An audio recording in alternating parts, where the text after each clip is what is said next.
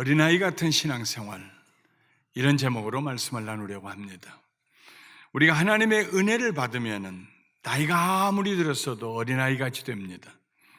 얼굴에 웃음이 가득하고 찬송이 입에서 나오기 시작합니다. 작은 일들에도 큰 소리로 감탄하며 기뻐합니다. 다른 사람들에게 자기의 기쁨을 나눌 뿐만 아니라 상대방의 아픔을 자기 것처럼 나누어 짊어지려고 합니다. 은혜를 받으면 그동안 덧입혀 있던 묵은 때가 벗겨나가기 시작합니다. 그리고 어린아이의 살처럼 순수하고 부드러워지게 됩니다. 은혜 가운데 사는 사람은 아주 작은 죄도 그냥 넘어갈 수가 없습니다. 회개하지 않고는 견딜 수가 없게 됩니다. 마태복음에 보면 예수님께서 제자들에게 너희가 어린아이같이 되지 아니하면 천국에 들어가지 못한다고 2번이나 강조하고 있습니다. 예수님은 하나님 나라를 이 세상에 세우시기 위해서 오신 하나님의 아들이십니다. 하나님의 은혜가 임할 때 하나님의 나라고 천국이 우리의 삶에 임하게 됩니다. 그러므로 우리는 이 말씀에서 천국을 은혜로 바꾸어서 읽을 수도 있습니다. 그렇게 읽으면 너희가 어린아이같이 되어야 하나님의 은혜로 들어갈 수 있다 하는 말씀입니다. 바울 사도는 고린도 교회 성도들에게 간절히 권했습니다.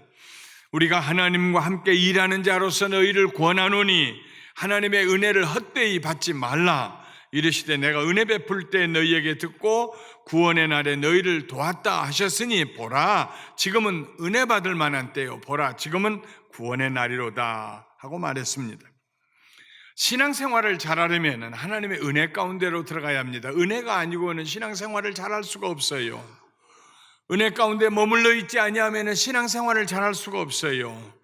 그렇게 되려면 은혜 가운데 머물러 있으려면 하나님 앞에서 우리가 어린아이들처럼 되어야 합니다. 오늘 저는 어린아이들에게서 발견할 수 있는 많은 좋은 점들 가운데 3가지를 여러분들과 함께 나누려고 합니다. 첫째로 어린아이들은 겸손합니다. 예수님께서 제자들과 함께 이스라엘의 최북단에 있는 가이사라 빌립보 지역에 올라가셨습니다. 거기에는 로마의 황제들을 숭배하는 황제 신전들이 있던 곳입니다. 지금도 그런 유적들이 남아 있습니다. 거기에서 예수님이 제자들에게 물으셨습니다. 너희는 나를 누구라 하느냐?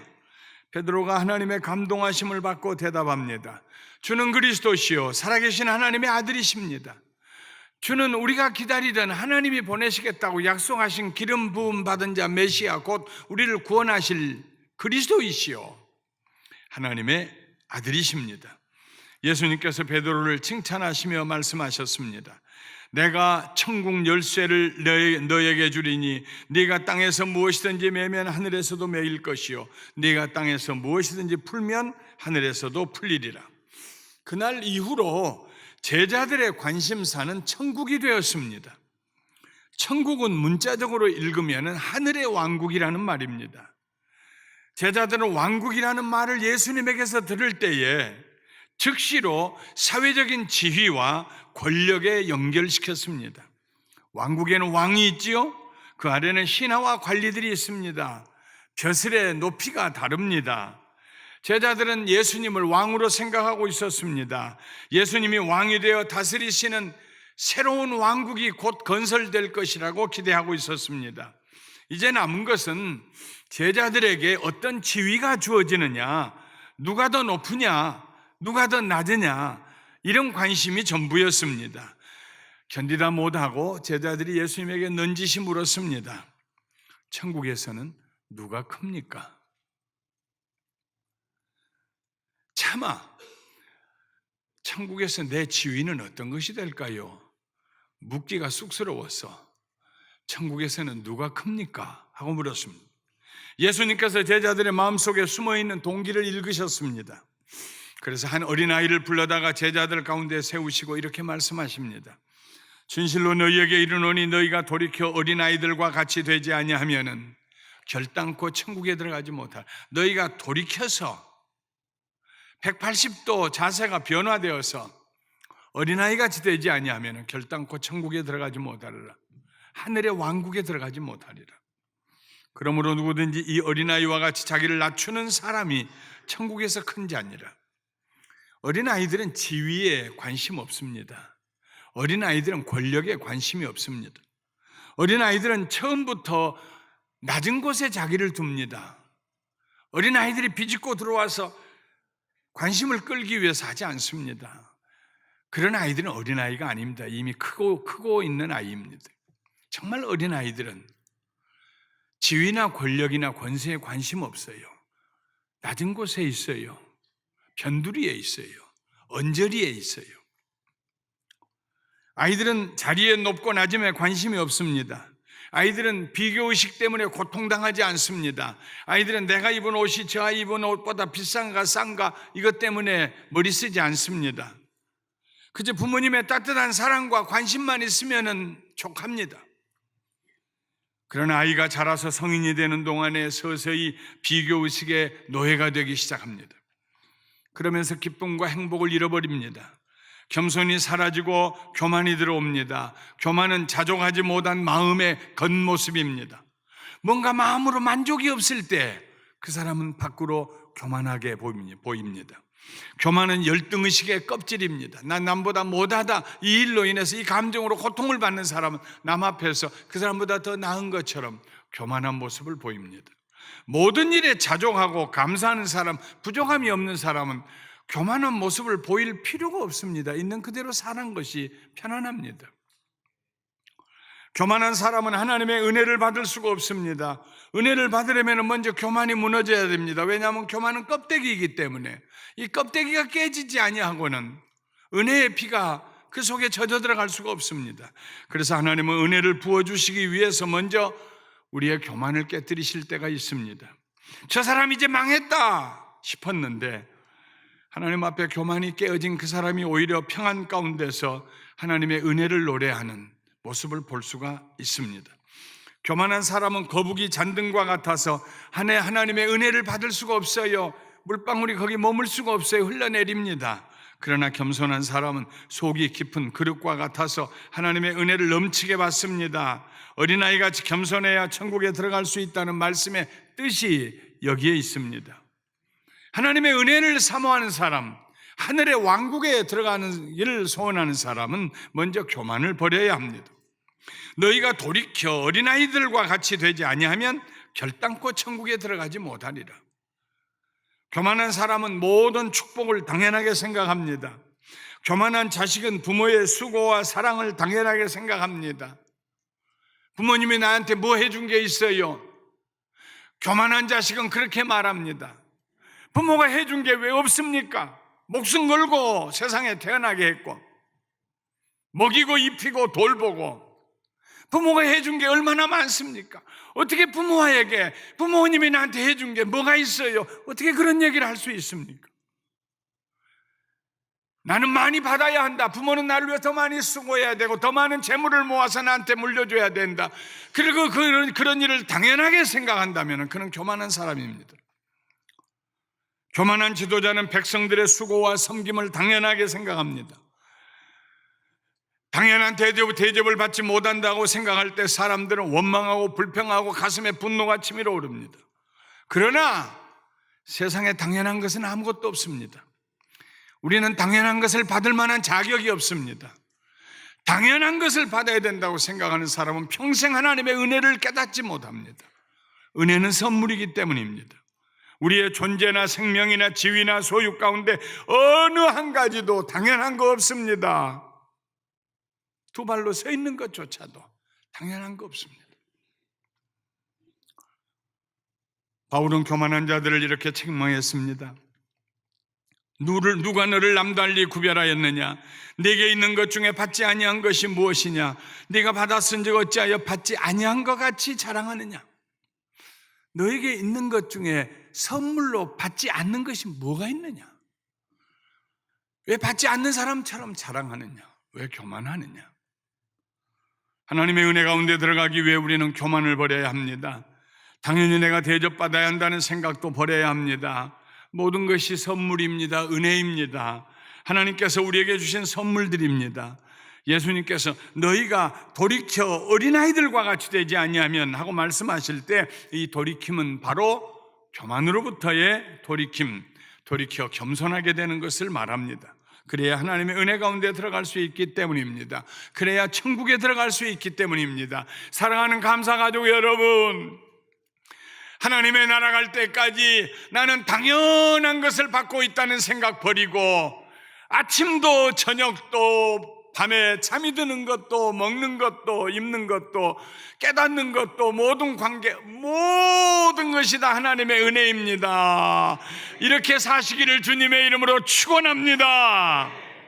둘째로, 어린아이들의 마음은 단순합니다. 아이들의 마음에는 간사함이 없습니다. 때때로 아이들은 꾸밈없이 자기 생각을 표현하여 어른들을 당혹스럽게 할 때가 있습니다. 아이들 눈이 제일 정확해요. 언니는 언니고 아줌마는 아줌마고 할머니는 할머니예요. 제가 나한테 할머니라고 그러네. 할머니니까 할머니라고 부르죠. 그 아이들에게 누가 가르쳤습니까? 얼마나 눈이 맑으면은 언니하고 아줌마하고 할머니를 분간할 수 있습니까? 나이 먹은 나도 잘 못 분간하는데. 싫은 것은 싫고 좋은 것은 좋다고 직설적으로 말합니다. 어린아이들은. 아이들의 말 속에 숨어있는 의도를 찾아내기 위해서 우리가 고민할 필요가 없습니다. 어린아이들의 마음은 바르고 곧습니다. 그러나 어른이 되면서 마음이 구부러지기 시작합니다. 10길 물속은 알아도 한 길 사람 속은 알 수 없다는 말은 진리입니다. 사람의 마음은 99고개보다도 더 많이 구부러져 있습니다. 제자들의 마음이 그랬습니다. 주님, 하늘 왕국이 임한다고요. 그 왕국에서 제가 얻을 자리는 무엇이지요? 어린아이들 같으면 그렇게 물었을 것입니다. 그러기에 제자들은 너무나 닳고 달았습니다. 순수함이 없었습니다. 그래서 천국에서는 주님, 누가 큽니까? 하고 애둘러 물었습니다. 마태복음 19장에 보면 18장에서도 어린아이 같지 않으면 천국에 들어가지 못한다고 그랬는데 19장에서도 같은 말씀이 나옵니다. 다시 한번 천국과 아이들을 연관지어 말씀하시는 장면이 나옵니다. 하루는 사람들이 예수님의 안수기도를 받게 하려고 자기 아이들을 데리고 왔어요. 아이들에게 기도하는 건 축복이에요. 매년 연초가 되면 저는 아이들을 위해 기도합니다. 8월이 되면은 학기를 시작하기 전에 아이들을 안수하며 기도합니다. 아이들을 위해 기도하는 것은 너무너무 큰 축복이에요. 그 아이들이 커서 하나님의 영광을 위해서 살도록 건강하고 지혜롭고 거룩하게 살도록. 예수님도 그 아이들에게 그렇게 축복하고 안수하고 기도하고 싶으셔서 쳐다보는데 제자들이 중간에 가로막고 나섰습니다. 그리고 부모와 아이들을 꾸짖습니다. 저리 가라고, 저리 가라고. 바쁘신데 지금 어디 여기 와서 저리 가라고. 예수님께서 제자들에게 말씀하십니다. 어린아이들을 용납하고 내게 오는 것을 금하지 말라. 천국이 이런 사람의 것이니라. 그 당시에 여인과 아이들은 관심 밖에 있었습니다. 사회적으로 중요한 존재들이 아니었습니다. 그런데 예수님은 그 아이들을 중요하게 보십니다. 이 아이들이 천국에 들어간다 하는 말씀입니다. 그리고 아이들을 안수하고 축복해 주셨습니다. 예수님의 이 말씀은 제자들에게 충격이 되었습니다. 마태복음 19장에는 이 아이들이 천국에 들어간다는 이 말씀을 중심으로 앞에 이야기가 하나가 있고 뒤에 이야기가 하나가 있습니다. 앞에 있는 이야기는 이혼에 대한 이야기입니다. 뒤에 있는 이야기는 부자 관원에 대한 이야기입니다. 먼저 이혼 문제를 가지고 바리새인들이 예수님을 시험하는 장면이 19장에 기록됩니다. 사람이 어떤 이유가 있으면 그 아내를 버리는 것이 옳습니까? 선생님, 이유만 제대로 하나 가진다면, 이유만 발견한다면 아내 버려도 괜찮지요? 예수님께서 대답하셨습니다. 사람을 지으신 이가 본래 그들을 남자와 여자로 지으시고 말씀하시기를 그러므로 사람이 그 부모를 떠나서 아내에게 합하여 그 둘이 한 몸이 될지니라 하신 것을 읽지 못하였느냐. 그런즉 이제 둘이 아니요 한 몸이니 그러므로 하나님이 짝지어 주신 것을 사람이 나누지 못할지니라. 예수님의 말씀을 듣고 바리새인들이 반발했습니다. 그러면 어찌하여 모세는 이혼 증서를 주어서 버리라 명하셨습니까? 사람이요, 말이 아짜 다르고 어짜 다릅니다. 모세는 왜 이혼 증서 하나 써주고 버려버리라 이렇게 말했어요? 모세 그렇게 얘기 안 했거든요. 자기들이 그렇게 생각했죠. 모세는 아내가 다른 남자와 불륜의 관계를 맺었다는 증거가 확실할 때 그때는 버려도 된다, 이혼해도 된다, 그렇게 얘기했습니다. 그럼에도 불구하고 용서하고 살면 은혜이지요. 그런데 바리새인들은 모세의 율법을 자의적으로 해석했습니다. 아내가 남편을 기쁘게 해주지 못하면 언제나 이혼할 사유가 된다고 생각했습니다. 아내가 남편을 기쁘게 해주지 못하는 이유는 얼마든지 찾아낼 수 있습니다. 아침에 일찍 안 일어나고 늦잠 자고 아침 안 해준다, 이혼할 이유가 됩니다. 얼굴에 주름이 점점 많아진다, 이혼할 이유가 됩니다. 음식을 만드는데 도저히 먹을 수가 없다, 맛없어서 이혼할 이유가 됩니다. 수도 없이 많아요. 이유는 얼마나 자기중심적입니까? 얼마나 아내를 자기를 시종드는 여종으로 생각하고 있습니까? 바리새인들은 위선자들이었습니다. 자기중심적으로 성과학을 구별하려고 했습니다. 그들의 양심은 구부러졌고 변질되었습니다. 두 번째 이야기는 어린아이 같지 않으면 천국에 들어갈 수 없다고 하신 그 중간에 있는 그 구절의 다음에 나오는 이야기는 젊은 관원의 이야기입니다. 세상에서 잘 나가느니 젊고 부유한 관리는 영원한 세상에서도 잘 살고 싶었습니다. 그래서 어렸을 때부터 모든 율법과 계명을 지켰습니다. 완벽하게 지켰습니다. 그런데도 어딘가 꺼림칙했어요. 그래서 확실하게 영생을 얻기 위해서 율법 지키는 것 외에 무엇을 더 해야 하는지 알기 위해 예수님을 찾아왔습니다. 내가 무엇을 하여야 영생을 얻으리까? 예수님께서 그에게 대답하셨습니다. 네가 온전하고자 할진대 가서 네 소유를 팔아 가난한 자들에게 주라. 그리하면 하늘에서 보화가 내게 있으리라. 그리고 와서 나를 따르라. 예수님께서 이 부자 청년 관원에게 특별한 초청장을 주셨습니다. 그의 소유나 지위보다 더 큰 초청장을 주셨습니다. 천국에 들어갈 수 있는, 예수님의 제자가 될 수 있는, 길이길이 역사에 그 이름이 남을 수 있는 초청장을 주셨습니다. 그런데 이 관원은 생각이 많았어요. 이해 득실을 계산해 보았습니다. 머리가 복잡해졌습니다. 그래서 예수님의 초청을 외면하고 돌아서 갔습니다. 근심하며 갔습니다. 그 시간부터 이 젊은 부자 청년 간호는 근심하며 살았을 것입니다. 신앙생활을 하려면 단순해야 합니다. 어린아이처럼 단순해야 합니다. 하나님을 사랑하는 사람은 그 마음이 순전하고 온전해야 됩니다. 자기중심적인 사람은 순종하는 신앙생활을 할 수가 없습니다. 이해득실을 따지는 사람은 하나님의 말씀에 복종하기가 어렵습니다. 어린아이는 욕심으로부터 자유합니다. 작은 것들로 만족합니다. 마태는 그의 복음서에서 의도적으로 온전하지 못한 두 종류의 사람들 사이에다가 어린아이같이 되라고 말씀을 삽입을 했습니다. 자기중심적으로 살고 모두가 다 자기를 위해야 하고 아내도 자기를 위해야 하고 마음에 안 들면 얼마든지 버릴 수 있고 어린아이들 보아라. 무슨 욕심이 있느냐? 무슨 편견이 있느냐? 그 아이들에게 욕심이 들어가기 시작하면 그건 아이가 아닙니다. 많은 것을 소유하고 내가 이걸 어떻게 버릴 수 있다는 말인가? 저울질하면서 진리를 따라가지 못하는 그 사람 얘기 앞에 어린아이를 보아라. 어린아이는 저울질하지 않는다. 단순하다. 마태는 그의 교회의 성도들이 어린아이처럼 단순하기를 원했습니다. 그것은 예수님의 소원이기도 합니다. 그것은 저의 소원이기도 합니다. 우리 감사가족 모두가 앞으로 어린아이같이 단순한 신앙생활 하시기를 주님의 이름으로 축원합니다. 너무 복잡하게 계산하지 마세요. 순전한 마음을 가지세요. 셋째로 어린아이에게는 절대적인 믿음이 있습니다. 아이들은 부모를 전적으로 신뢰합니다. 아이들은 부모와 함께라면 어디라도 갈 수 있습니다.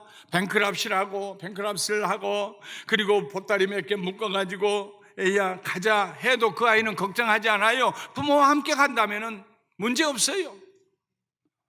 칠흑같이 어두운 밤에도 부모님 손을 잡고 가면 무섭지가 않아요. 어머니 등 뒤에서 편안하게 잠들어요. 부모에 대한 큰 믿음이 있기 때문입니다. 우리는 하나님 앞에 어린아이처럼 절대적인 믿음을 가져야 합니다. 하나님께서 우리와 함께 하시기 때문에 두려워하지 않아야 합니다. 다윗이 가드에 사는 블레셋 사람에게 잡힌 적이 있습니다. 사실은 사울 왕을 피하여 가드로 내려가 정치적 망명을 했는데 블레셋 왕의 신하들이 다윗을 알아봤습니다. 옛날에 골리앗을 죽인 바로 그 사람입니다. 왕이요, 범새끼를 잡아다 기르고 있습니다. 저거 일찍 없애야 됩니다. 다윗의 운명이 풍전등화같이 되었습니다. 아마도 연금 상태에 들어갔을 것입니다. 그때 지은 시가 몇 편이 있는데 그 중에 하나가 시편 56편입니다. 하나님이여 내게 은혜를 베푸소서. 사람이 나를 삼키려고 종일 치며 압제하나이다. 내 원수가 종일 나를 삼키려 하며 나를 교만하게 치는 자들이 많사오니 내가 두려워하는 날에는, 인생 살면서 두려워하는 날 왜 없겠습니까? 왜 없겠습니까? 병원에 진찰 받으러 가면서 왜 두렵지 않겠습니까?